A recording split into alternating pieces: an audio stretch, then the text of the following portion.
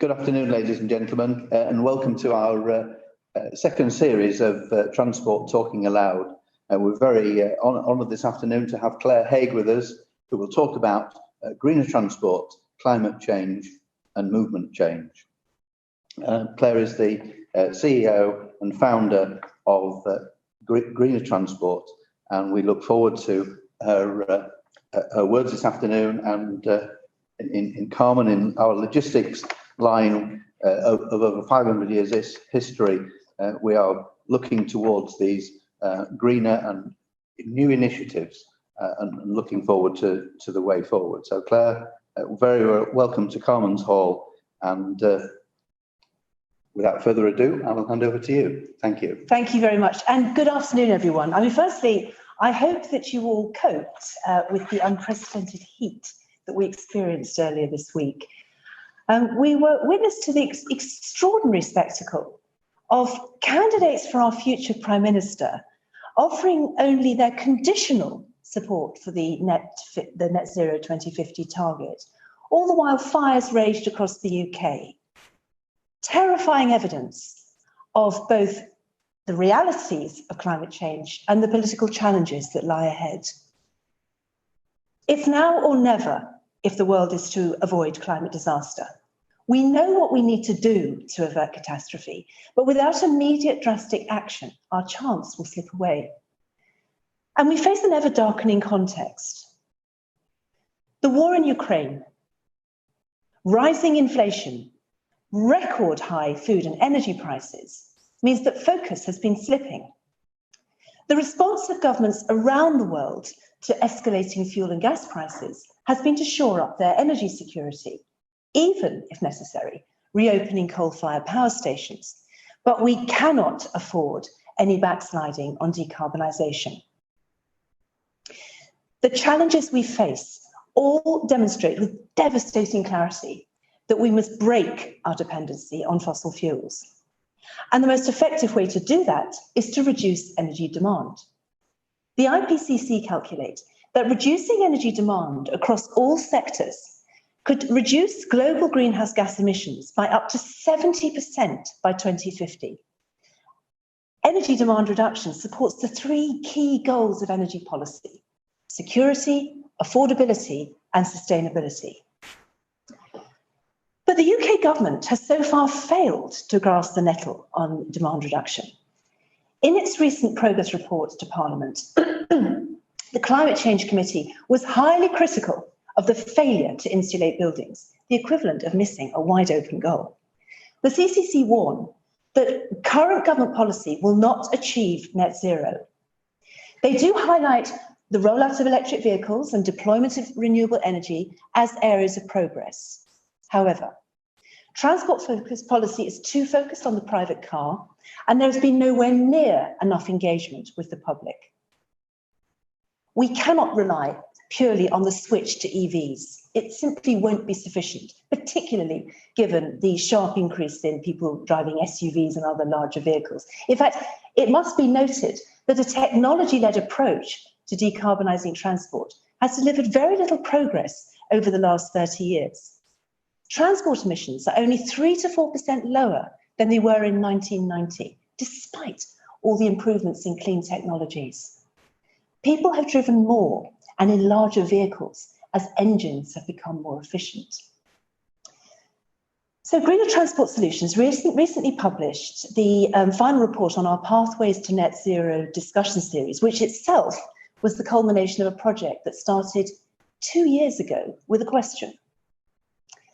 The question we posed back in March 2020 was, what would be a credible, politically deliverable framework for decarbonising transport that will deliver the necessary emissions reductions in the shortest time possible, whilst mitigating any negative social impacts? Now, in the shortest time possible has to be driven by the science. We will not decarbonise in time if we rely purely on greening the vehicle fleet. A level of traffic reduction will also be required. And it is estimated that we will need to reduce car kilometres on our roads by between 20 and 60% by 2030 if we are to have a chance of staying on track for our net zero targets for transport. So what does a credible framework for decarbonising transport look like? Well, it starts with the acknowledgement that the transport sector on its own cannot achieve net zero. We need a whole systems approach to decarbonisation that reflects the shift to digital connectivity and the integration of transport with land use planning, energy and green finance, and all the trip generating sectors of the economy, employers, education, health. And we won't get all the decisions coordinated across the economy the right way unless we price properly for carbon. This will also generate revenues to help mitigate social impacts. Every mode of transport should be priced according to its environmental impact. This is not currently the case. In fact, failure to price properly for carbon runs through every sector of our economy and continues to support unsustainable levels of consumption. We must reduce embedded carbon and sweat the assets. So the Transport Decarbonisation Plan is focused purely on the decarbonisation of the operation of transport. But there is a huge gap around addressing the embedded carbon in all the transport infrastructure we are building. We should minimise what we build and make much more efficient use of existing assets, so more car sharing, more charge point sharing. Since the 1950s, our transport system has been built on the assumption that the car is the predominant mode of transport. However, decarbonisation will require a decisive shift away from our car-based system. And for this, the integration of transport with planning will be critical. Density is key to supporting public transport. Shorter distances are needed to make walking and cycling viable. Now, delivering net zero on the ground is very hard. Proper devolution with long-term devolved funding settlements is the only way to bring it all together. Local leaders need funding certainty and devolved powers and accountability. Currently, there are too many individual pots of funding. Bidding is inefficient, time and resource intensive, and militates against the very kind of joined up thinking and decision making we need if we are to achieve net zero. And not only do we need to move away from all the individual pots of funding, a step change is needed in the scale of funding available. Current levels of funding will hardly move the dial.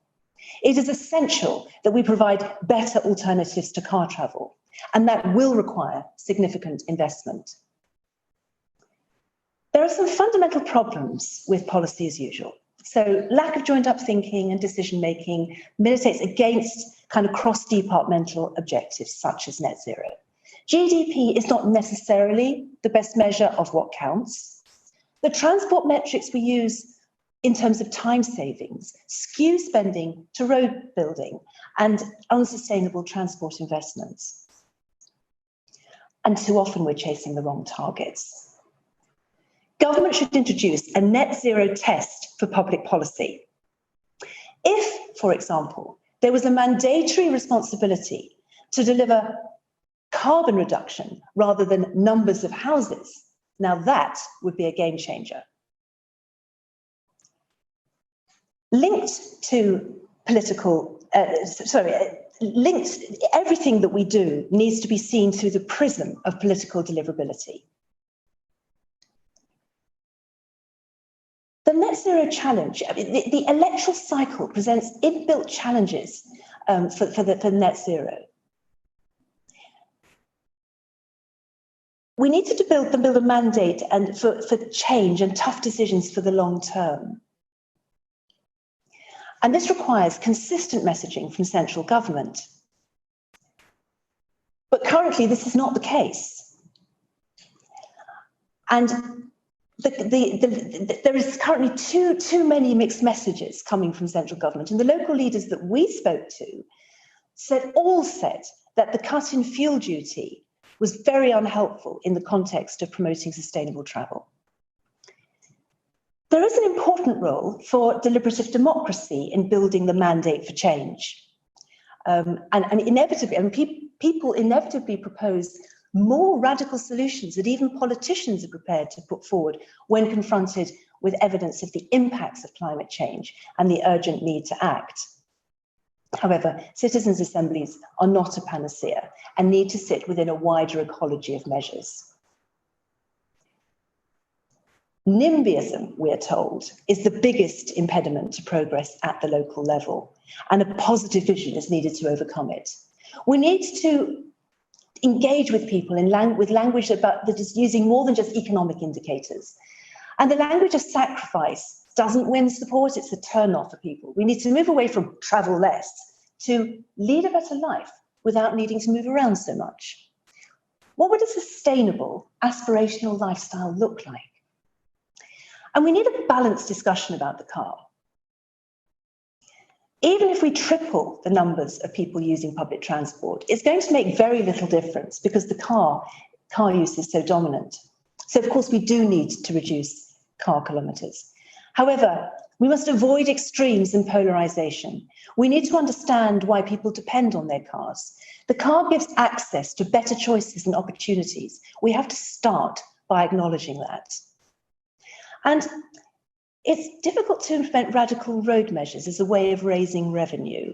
Much better to focus on public health, air quality, and what a more attractive place could look like.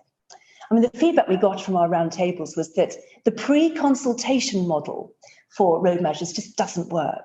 It's better to implement first, consult later, once people have experienced the benefit.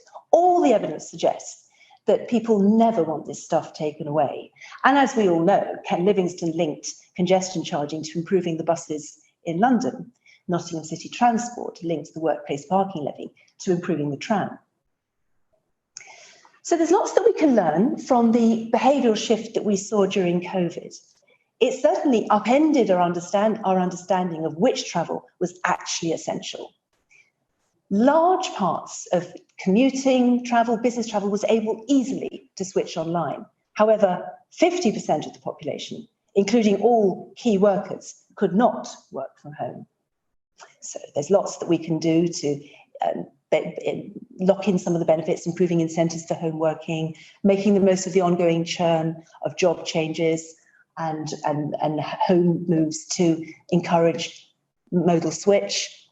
But ultimately, real behaviour change will require strong leadership from government.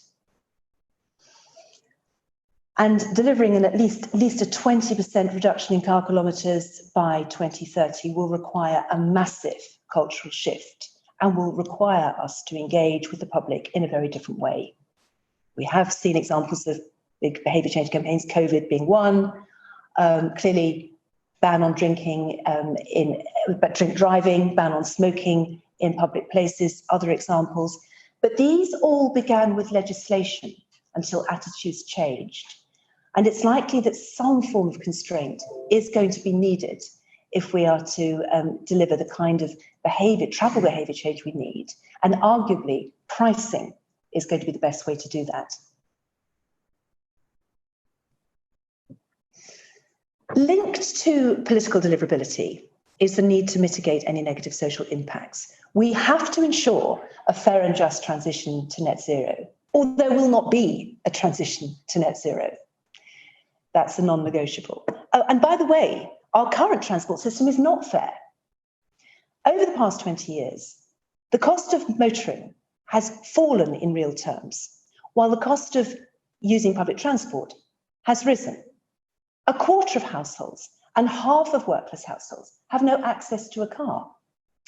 At the same time, we must recognise that more than half a century of car-centric planning means that many people have no option but to drive, often in old bangers with no MOT.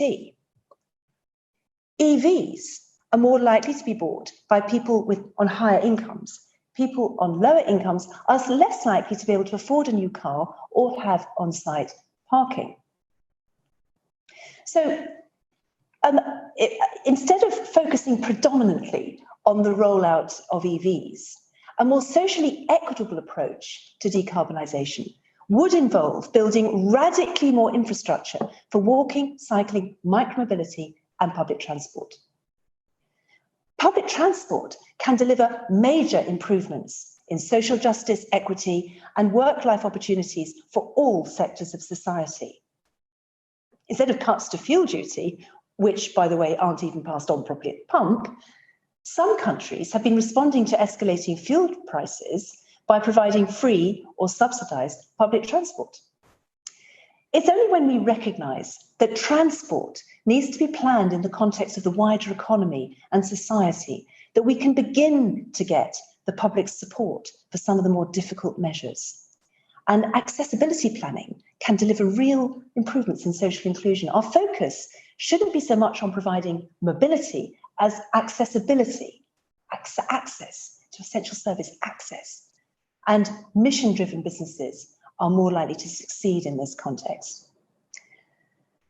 Carbon taxes and pricing is a powerful way to raise the investment needed to fund the transition to net zero. But the fear has always been that the burden would fall disproportionately on low-income households. However, studies suggest that a carbon tax can be progressive depending on what is done with the revenue raised. Now, one of the ideas that came up at our roundtable discussions is, what if we provide everyone with a mobility allowance, a mobility budget for them to spend as they wish, with every mode of transport priced according to its carbon impact? Now, clearly, more radical measures will be needed. I mean, the main conclusion of our roundtable discussion series is that we are getting nowhere near the scale of change needed to achieve net zero. Policy, as usual, will not bring emissions down in time. However, the pandemic demonstrated that when faced with an emergency, we can act. Governments can be decisive and people will respond. The climate emergency, joined up with energy security and the cost of living crisis, is such an emergency. These crises are intrinsically related. And we need to get to the root cause, to tackle the root cause of the problem, which is fundamentally our dependency on fossil fuels. And if we are to wean ourselves off fossil fuels, we must price properly for carbon. So, we face the biggest cost of living crisis in a generation. On the 26th of May, the former Chancellor, unveiled a 21 billion package of measures to help people with their energy bills. But we know that come the autumn, further emergency support will be needed. As the energy price cap rises still further, inflation rises still further, emergency support will be needed. The question is how to provide the right level of targeted support for those who need it whilst avoiding inflationary pressures in the economy. The Chancellor should develop a strategy to tackle the cost of living crisis that will accelerate our transition to net zero and enhance our energy security. He should introduce a universal carbon allowance, funded by putting a carbon price on everything we consume. More detailed work is needed to understand the full distributional impacts, but as a percentage of people's income, this would be a highly progressive measure. Higher income households consume on average 3 times more carbon than lower income households. Crucially, getting the pricing of carbon right across the economy will ensure that the correct decisions from a net zero perspective are also the most cost-effective and politically acceptable. It will give power to the elbow of local leaders trying to deliver change on the ground. Our local transport networks would be transformed. Our towns and cities would become more livable places, free of congestion and air pollution, with more connected communities and better opportunities for all. As a sector, we need to paint a positive picture of what a zero carbon future could look like. There's no shortage of dire warnings. What we need is a clear articulation of the future we want. We know that there are so many benefits to life beyond fossil fuels. The greener choice is most often the better choice. We need a collective vision to inspire us all. A vision that would make the work of the brave leaders we've spoken to not only possible, not only politically deliverable, but actually a vote winner. A vision that would supercharge their work. So thank you for listening, and I look forward to your questions.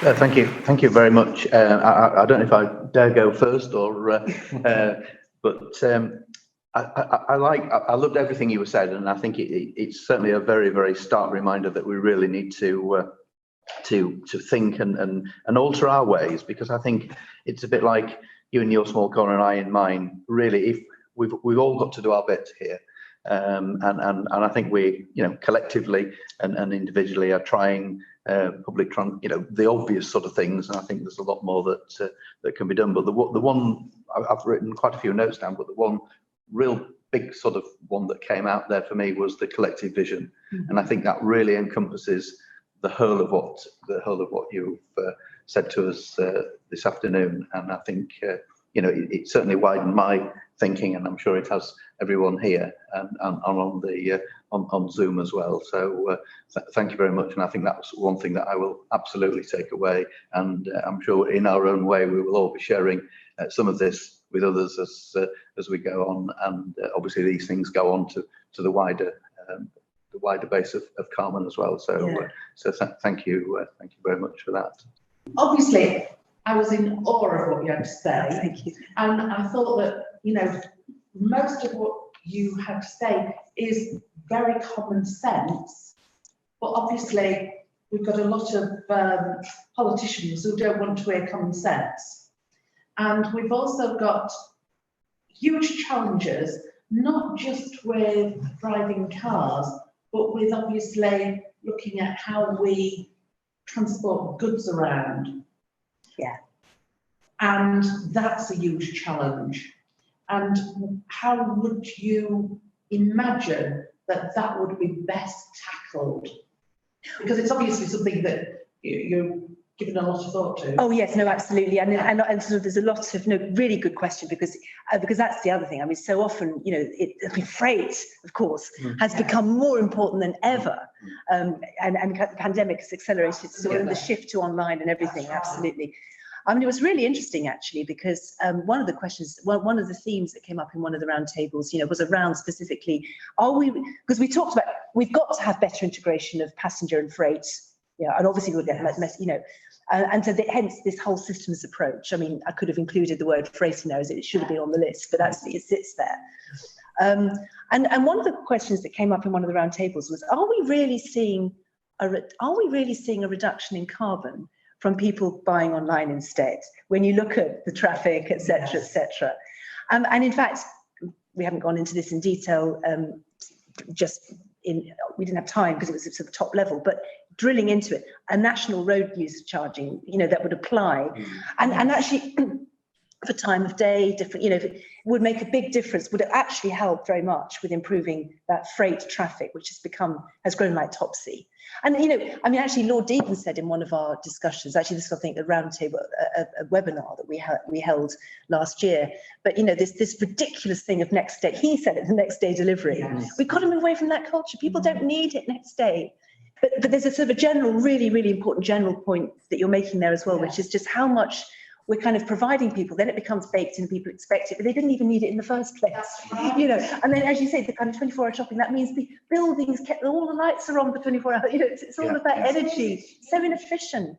So we've just got to, this sort of systems thinking that you hear it coming up all over the place, that people talk about a whole systems approach. Well, and how I think when you said about a collective approach. Yes. It's capturing all of that, isn't it? That's right. Absolutely right, because you're starting to picture what this sustainable world looks like. And actually, Nick, your point about this collective vision, if I could just comment that you highlighted the importance of, I think it's so important because there's a political point that goes to that. Not surprisingly, MPs, future prime ministers, aren't particularly seeing this as something that's going to get them elected or vote with them, because there isn't something to sell. They haven't got anything to sell, have they? So as a sector, it's our job to actually articulate, this is how it looks so much better. That's why it's just so important. I'm just repeating myself, but having that whole systems approach, but having that vision that we can, and then being able to market it and sell it. This is what it looks like, It's just, so we're on the same page. Yeah, no, thank you. Just curious, actually.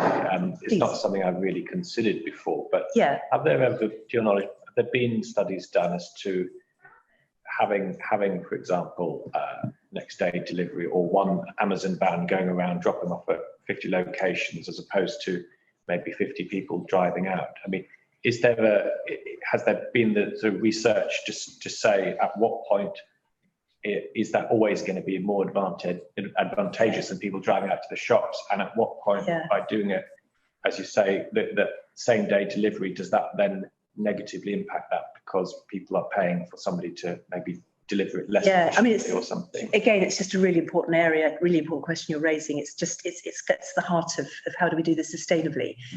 So in terms of specific studies, there's nothing that, I mean, I'm sure there has been, I just haven't. But what I would say is, I mean, it's interesting how, we're seeing the kind of, pick-up places and post office, people can, so people can come and sort of, rather than having all those local trips, people can go and collect, have their parcel delivered to a central point where they can go and collect it, presumably by foot. Yes. And what was the other thing I was going to say in connection? It's gone. Which is great, but quite a lot of them are in places, and you still see people driving up with their cars. Oh, I know. I know. So things like mobility hubs, and we're hearing more and more about mobility hubs, aren't we? Where you integrate all different modes of transport, but also have like deliveries there as well. So if you start to, kind of the economies of scale, if you can start to kind of efficiently get more and more things happening at a certain point, I think that's a kind of a good principle. I'm picturing kind of Deliveroo style deliveries in a local area. I mean, it makes sense. We can do some, and of course the other thing is that the technologies and digital and we haven't really got an excuse not to be doing this stuff now, because we've got so much more we can do with our phones. We should be really using that as a tool. Could you say any more about, I believe it's in Paris, where they talk about the sort of 5 minutes? Oh, the 15-minute neighbourhoods. 15 minutes. Yes. Look, some people talk about 15, others talk about 20 minutes. Yes. Yeah, I mean, there must be a lot of research that says that drives down the need to travel too far. Absolutely, and the move to sort of urban villages, I think the sort of, but in planning terms, because this is where the kind of the whole planning dimension becomes really more local living. How can we create sort of settlements where access is walkable for all the basic amenities, health, education, basic shops, that sort of thing, and how can we do that? I mean, there are huge health benefits, air quality benefits as well. Actually, again, this is part of our vision, isn't it? Wouldn't that be much nicer? I mean, the kind of horrible kind of the idea of the loneliness of a big city where but sort of within that, they can have these little clusters of kind of, very sustainable communities with that 15-minute principle as a kind of guiding principle. Yeah. Just following on from that. Yesterday, I went for an asthma review. Yes. And whilst you're there, obviously you have to think, and obviously about how you are. Yes. And one thing that I have noticed in particular is that the air quality when I am in London has a much bigger impact on asthmatics than it does when I'm living rurally. It's terrifying, isn't it? And, I just think I have that option that I am able to go back to Yorkshire and live in a rural area. People in cities or very built up areas don't have that. No. And it's an issue that's worrying. Correct. It's worrying. Again, it's also, make the most of it in terms of changing behaviour, because it's actually something that really will motivate people. So it's got to be something tangible, hasn't it? Yes. Something that affects people. So Mumsnet, we're very, very, supportive in the ULEZ, so there was this sort of, so very much, using that actually in a way, although I wonder whether that might start to change as we experience more of the kind of heat waves that we've seen this week, and people start to see the reality of climate change as something not remote, but something that actually really is going to affect them in their life. But air quality does already. So that's already a real and present danger for people, whereas climate change is becoming more of a real and present danger, but might still be sufficiently abstract to not be quite the motivator we need it to be yet. but we need it to be fast if we're going to reduce emissions in time. The impact it's also having on people's health. Yes, for instance, yes. Warnings about not travelling were not just about the rails bending and it was about people actually, particularly if they've got heart problems, blood pressure, anything like that. These huge spikes in temperature that we've had have a massive impact. We will be seeing far more deaths. Yeah, I know. And that's a reality. And that's something that we need to, to get the balance right, because there's this sort of, if people become too frightened, they become paralysed, ourselves, there's this sort of, so it's kind of being motivated and recognizing we have a challenge, but we have a solution. And having that vision that can inspire and motivate us all. But I agree. I mean, it is on a bad day, we can all feel rather scared, but it's kind of, we need to feel just determined. I think we need to feel challenged. Challenged and determined. And ready to meet that challenge. Correct. Yeah. Yes, please. Leading on from that, what is your view of the Mayor of London's proposal to expand ULEZ next year? Well, I mean, obviously, I mean, I'm very supportive. I'm supportive of anything that is going to support, the objectives that we've said about tackling air pollution, but also it's about congestion. I know that there's also an issue of revenue, but focusing in the messaging around it, because obviously TfL there is that concern as well, which is why I mentioned in my intro that it's important in implementing such measures to really focus on public health, on air quality, rather than revenue, which is also needed, because that won't fly with the public. But yes, I mean, I'm supportive. The short answer is I'm supportive. Yeah. Sorry, I'm not in a very good environment for this one. I'll try and keep it brief. It was just to say, in terms of freight, CILT estimates that about a third of all HGV 10 kilometres are suitable for modal switch to rail. Now that would save at least 2/3 of the carbon, even with diesel locos, and nearly all of it with electric locos. So in terms of where we go from zero carbon, that modal switch to a much lower carbon emitting mode is probably something that's worth developing and looking at as we move forward, and could start very quickly. It's probably one of the biggest things we can do to decarbonise supply chains here and now to meet that IPCC code red warning. Thank you. Yes, very good point. Thank you. A lot of our problems surely will be overcome the more that we use electric vehicles, because most manufacturers are going to stop producing traditional cars by 2030, and then beyond that, let's say by 2050, maybe most of the transport will be electric or which would be more environmentally friendly. I mean, that must be what you're wanting going forward, and that cures a lot of the problems, surely. Well, I mean, it's a really important part of the solution, without question. We absolutely need to decarbonise the fleet, air quality, but let's not forget tyres, though. I mean, there's other issues with, that just the sheer volume of traffic can create. But do you think, well, not in our lifetime, probably, but do you think we'll ever see, in this country, all modes of transport being driven by electricity or something other than traditional fuels? You've raised so many important points. I'm going to try and answer them all. No, it's all really good, because there's lots of points here, actually. So I just want to try and go through them in turn. So firstly, and I'll come on to different modes. Well, let's start with that. I mean, that at the moment we for some of the larger vehicles, HGV, there's different solutions are needed. Hydrogen has been explored and others. So, but obviously, we have to assume that progress will continue in the electric technologies and battery technologies. Batteries will get, but we haven't got that for flights, not really yet. I mean, we're sort of, it's still really sustainable fuels is what we need for aviation. Well, yes, hopefully, eventually. But here's the point. We don't have all the time in the world. That's the problem. We have to reduce the scale of reductions in emissions that are needed. If we are to stay within 1.5 degrees, I mean, we've probably already blown it, except that we might bring it back. I mean, it's so on a knife edge. We don't, unfortunately, have the luxury of relying purely on greener technologies. We don't. It's a vital part to play, and we have to assume that technologies will continue to progress because we need that, but it's not enough on its own. It's the politically easier stuff.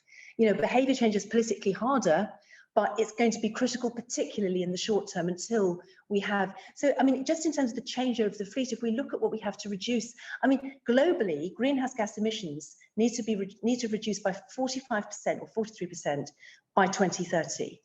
I mean, if we are to have a hope of staying, so, and once we get beyond 2 degrees. So electrification is not really. It's not going to overcome the problem. It's not the silver bullet. It's the really important part of the solution, but it's not enough on its own. That's the key message. Got to have it. It's not either or. It's both and a lot of other stuff as well. It's not just. I mean, a congested city, probably electric cars rather than fossil fuel cars. It's still a congested city. Oh yeah, no, that's right. I mean, we've got to get people to think about. Do they all need to be in the same place at the same time? That's right. There are so many, that's exactly right. And this was another one that I was sort of, so you've just reminded me of another point that you were sort of making, which is just the energy that's needed in all of that. I mean, even if we just stay purely on the exam question of decarbonisation, I mean, we all know that it better decongestion, social benefits, economic benefits, etc. But if we just ask the exam question of decarbonisation, that embedded carbon, the piece that I mentioned in my piece that we're not really looking at yet, the sheer embedded carbon in the roads that we're building, in the cars that we're building. I mean, the carbon intensity of the manufacturing of those electric vehicles, just the sheer amount of kit, do we need it all? You know, so that's the trouble. Because the Transport Decarbonisation Plan focuses purely on operations, you know, tailpipe emissions, kind of it's missing that whole other big piece, which anyway is missing so much of the embedded carbon. It's a monumental task. Yeah. That's right. Electric vehicles obviously certain, you know, fairly rare. And that's the other point, the sustainability. Correct. Oh, let's go on. We could correct. We could be here all afternoon. I mean, that's all the social justice impacts. Correct. I mean, that's and the resource and where and what kind. I mean, the tyre thing I just want to mention is that we remember Dieselgate. Is there going to be Tiregate when we start to realise the dust, you know, all the kind of particulates that are coming from tyres, from even, you know. So yeah. I mean, huge challenge. And I think somebody said something to me on Wednesday, having had 2 extremely hot days, and she said that her mother-in-law was moaning about the weather, how hot it was, and she said, well, you know, the thing is, you know, Mum, you're a part of the problem. Yeah. And you need to be looking at how we address this for your grandchildren and your great-grandchildren. And she said, oh, I'm not doing that. You know, I'm certainly not recycling. I've done my bit. And she said, you've done your bit that has caused or been an effect that we're now suffering. Why do you not think you should be part of the solution? And I think that's where we need to look at it. Yeah. A lot of it doesn't join up because the people who have got the, you know, they've worked very hard, they've been brought up in a society that rewards that hard work to a degree. And if you've worked hard and you've saved hard, you've got some money, you then want to travel. Yeah. You go to Spain 3 or 4 times a year. I know. The amount of carbon that we are emitting from doing that is huge. And that's something that we've been brought up to see as a reward for our hard work. And I think a word that you used was sacrifice. Yeah. And I think for a lot of us, you know, shifting to that mindset of that not only have we now worked jolly hard, but now we need to sacrifice what we've worked hard for is the bit that sort of unwields some of it. I know. What did your friend's mother say? When she sort of said, "You put," you know, did she have an answer? Oh well, that doesn't matter. Not a problem. I'm not doing it. And I think, you know, to some degree, That does seem to be a common thing. I mean, not that I was going to say to her, oh, I think your mother-in-law was pretty selfish, because it made me think about my response. And how I am, because, you know, I've been saying, you know, we've had a holiday for 3 years, I can't wait till the end of the year, you know, hopefully we'll be able to go off somewhere. And I'm thinking of getting on an aeroplane and adding to that problem. I know. And that's the reality, you know. That's it. So, that's it.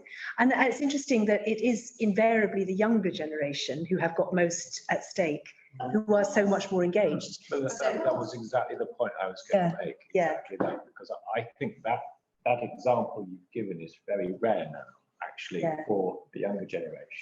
For the younger generation. It may historically it's have not been the for case. the older generation. But I everything I've read and experience that I've had is that people are desperate to be given the tools to do what they want to do. But my clients, haulage companies, are desperate to move over to electric, but they don't know which technology is the one that's going to be the one that's the horse is going to be better, and they don't have. There simply isn't enough in the supply chain coming through. Therefore, there's a huge backlog. And on the private, on the individual level, I genuinely think, in terms of mindsets, the situation is much more positive with the ordinary general public, but they're not being given what they need to actually do what they want to do. If they want to not take a car and from, for example, Derby to London, they have to suddenly find 200 and something pounds to do that on the train. So it's mindset wise, I think that's almost there amongst,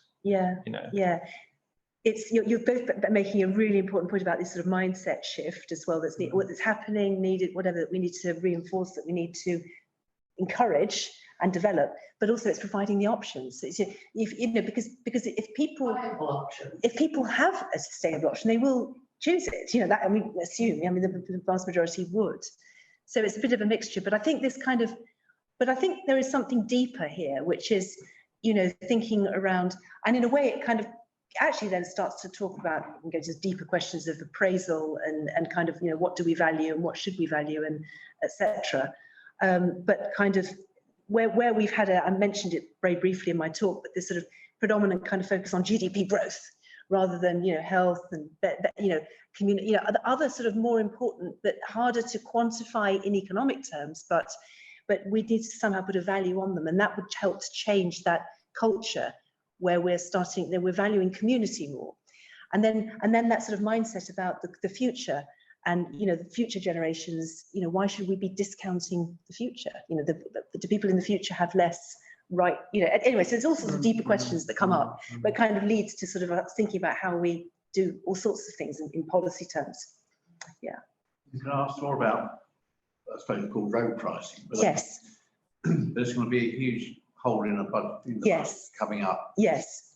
Electric vehicles, but they're not paying tax. So is that going to be helpful in persuading people there's a fairer way of pricing use of roads? Yeah, I mean, so let's talk about road pricing. That's always 10 years away, but no, surely now, and that's right. And so there is now a kind of increased interest in if not now, then when are we going to introduce national road pricing? So and the Transport Select Committee in its report, particularly beelined in all its messaging on that kind of black hole for the Treasury. The Treasury's going to have to fill this black hole. But unless we can get the politics right, and you'd think it was obvious, wouldn't you? And obviously for us, those of us kind of in the know, informed, it's blindingly obvious, but it isn't necessarily, because people will just, but I mean, the problem at the moment is if we don't do something fast, the running costs for running we're going to just increase congestion. Clearly, I mean, and we've modelled it. We've looked at, the level which, if we don't replace fuel duty and VED with something else, congestion could increase by a third, and an additional third to what already is predicted. So we have to replace that. Well, first of all, there's a black hole for the Treasury. but if we don't do something, congestion is going to get worse. It's also even more inequitable, because who's still paying fuel duty and VDs? The people with the old bangers who can't afford an MOT, who certainly can't afford to buy a new EV. Also, having technologies coming to our aid, isn't it? Yes. To be able to deliver these schemes, but it's much fairer, surely, that you pay when you use your vehicle. If you choose to use your vehicle in a very congested area, then you should pay more than if you live in the countryside where actually you're causing no problem to anybody. So, for example, if we were to move away from fuel duty and VD to distance and charge, time based on distance and time, charge, congestion and wear and tear, somehow people who are currently in a way paying much more than they can necessarily afford in rural areas, would benefit from switching to this system. And where there are good sustainable transport options, people will be more likely to switch to them. So it could only be a good thing. So it just seems to Can I say something, please? You could sell fairly. Yes, I agree. Alison's trying to. Can I say, hello. I chair the National Council for Logistics UK, and this is massive on their agenda. Yes. Everybody around the room, whether it be Boots, Serco, Sieber, Wincanton, all your big Travis Perkins, everybody, they're really, really struggling with, yes, they want to change to biodiesel, but there isn't enough. Currently, somebody is actually bringing it in from Holland. So it's shipping out to Holland, being refined and bringing back in. So it's net zero when it gets to the truck, but actually what happens before is ridiculous. We found out that there is only 11 hydrogen stations that you can fill up and down the country, so that's not enough. So I know something that Logistics UK are doing is saying to the government, you've just got to get this together. If you think by 2035, 2040, we are now going to be using electric or hydrogen or etc., you're going to have to help us. You're going to have to do something with it. The manufacturers are floundering as well. The manufacturers are actually saying, people are saying, well, we want to buy new vehicles, but we can't get them. Somebody had a chassis built date in 2025, and they said, hang on a minute, what we're going to do with lorries, because we don't even know what lorries we want to buy or coaches we want to buy. So I'm stuck a little bit. I mean, I've just bought another diesel car because I just don't know enough about electric, to be fair. And by the way, a huge waiting list for getting electric. There's supply issues for cars as well. Absolutely. Oh no, I mean, this again, it comes back to kind of the really immediate benefits, are kind of like the things that we can do by changing time of day, changing our behavior, changing our we have to develop all of these technologies, and they're absolutely fundamental. But this is what you're saying, really, and when you see just highlighting some of the challenges where some of these technologies are in their infancy, and we haven't got the supply chains, and we haven't got all the materials. So we have no option but to start thinking and planning more efficiently in all of our freight and passenger transport, and thinking around how we can do that in a making more and coming back to the road pricing, that's a really useful tool for helping us to do that. And another thing as well is having heavier vehicles, so more product in one vehicle. That's the other thing that they're looking at. Is a complete waste. Yeah, absolutely. I mean, the same applies to getting fully loaded public transport rather than big buses. Whether it be freight or passenger, most definitely. Most definitely. And I do think whoever said, sorry, because I can only see yourself, but I've got a good idea who's in that room. But you did right. We need to make sure that things are full. And the railway, why can't we put more on the railway and have the terminals? I think that is happening, where we can then pick them up and move on, with the HS2, HS1, HS2. I definitely think that should happen. They do it in Europe. So, I think we should. Funnily enough, another thing that was said at council the other week was in Scotland, they've got it spot on. When COVID happened, they then decided that they wasn't putting as many passenger vehicles on. So they were putting freight vehicles on, and all the freight is moved overnight. Although it's straight up and down, they're moving 100 I think it was 300% more by rail, which as the other gentleman said, if it's electric, or we can, you know, if it is diesel, then we're not using as much. Then that's a positive. Yeah. Well, I've just got one more question, I suppose, which is, this is all very good. This is all, I suppose, we're talking about the domestic situation. Yes. And it's a global problem. Yes. This is not just us.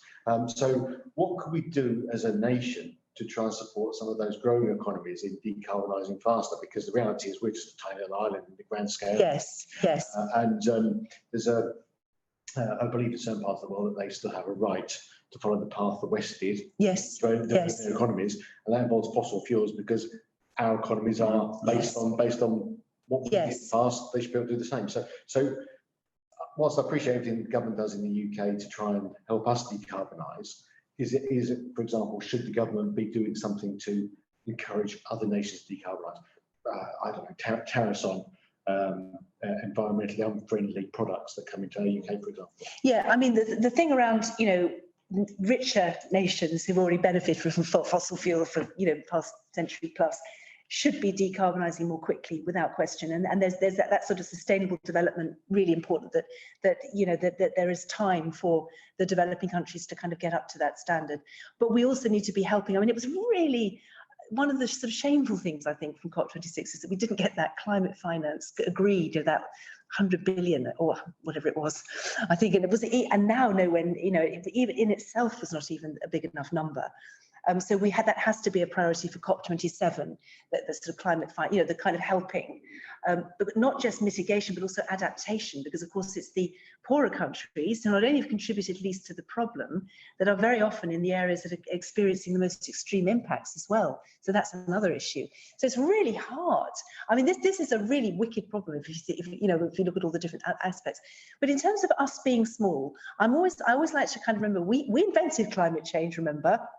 Industrial revolution. You know, it started here, and also, so if you look at historic emissions, we've got a huge responsibility, but also we have got just about still, you know, global power in that. But I think there's an awful lot that we are, and again, I say this, and of course, the world has changed in so fast, it probably starts to sound a bit out of date, but we live in this sort of globalized world, trade. I mean, even if barriers are going up and people are sort of battening down the hatches, there's a lot that we can do with, for example, the carbon border adjustment levy. So, you know, if you start, and you can then encourage only importing, which I think is the point you were making, only importing stuff which is produced in, or at least if it's not produced sustainably, then it will cost much more. So you know that kind of encourages, that's the right signal, price signal to be sending to other countries, isn't it? To other sort of manufacturers around the world. You'd have to be so careful with that, though, because yes, the worst situation would be to have a scheme like that and the smaller countries being unable, even if they wanted to decarbonise, because they don't have the support, the whatever it takes. Absolutely. I read a while back about is it Tesla, who have released a lot of their patents for public use, basically, for other companies to kind of get on board with it. And I wonder whether that might be part of the answer, in that, yes, we're a small country and we've largely gone through our industrialization, but the vast bulk of the research and development this is still done in the West and in developed countries. And by offering that, perhaps, is part of the answer. Absolutely, you're so right. Absolutely right. Really important point. Everything that can be done to kind of encourage them to sort of leapfrog over the fossil fuel stage as far as possible as well. You know, so leapfrog as fast as possible to catch up. I mean, it's not something I can comment in detail on, but I just think you're making, I mean, all the points that we're talking about, having a wide discussion, aren't we? But we're just looking at this is a very kind of multifaceted, and you can't ignore the international dimension. You know, climate change doesn't care where the carbon's coming from. You know, I mean, it's carbon is wherever it's, you know, it's, Well, thank you very much, Claire. On behalf of us all, I think we've had a very, very interesting time, and it's certainly set our thought processes going at a far faster rate than perhaps they were in the beginning. I have a bit of a phrase in life, and well, I've got quite a few really, but one in particular is to solve this problem, it needs a lot of levers. Yeah. And I think that's exactly where, you know, what you've sort of portrayed to us this morning. There are lots of levers to pull, lots of things we can all do. And I think in particular, just to just a couple of points. We had our car marking parade on Saturday, which is basically Carmen were asked by the city to help them to clean up the streets of London, of course, in a very different sphere to where it was horses and manure and all the rest of it in those days. But of course, you know, we're on a similar subject in a way.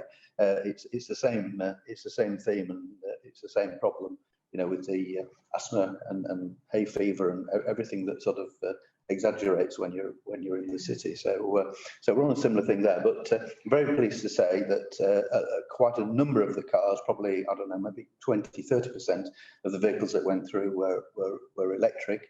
And I remember a car marking only probably 5 or 6 years ago, and it was quite a big thing when one electric car came through, or cart came through, you know, bus, taxi, whatever it may be, I can't remember now, but when the first electric vehicle first came through, and everybody's eyes were glued on this one particular vehicle.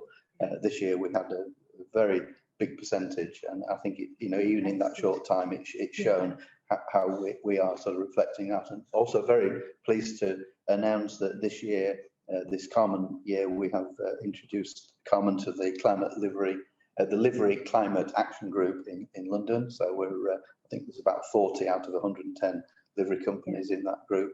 And we're also very proud to be part of the Pollinating London in the liveries, and I think that's even a smaller number. So we're in there right at the beginning, and perhaps the next time you come to the courtyard down here, we'll have a few tubs, and we'll have specialist shrubs and things that are hardy, so they can stand sort of being in the city. So I think on behalf of us all, thank you very much, Claire, and we wish you well in all your endeavours, and we certainly hope we'll be seeing you again soon. So thank you very much. Thank you. Thank you.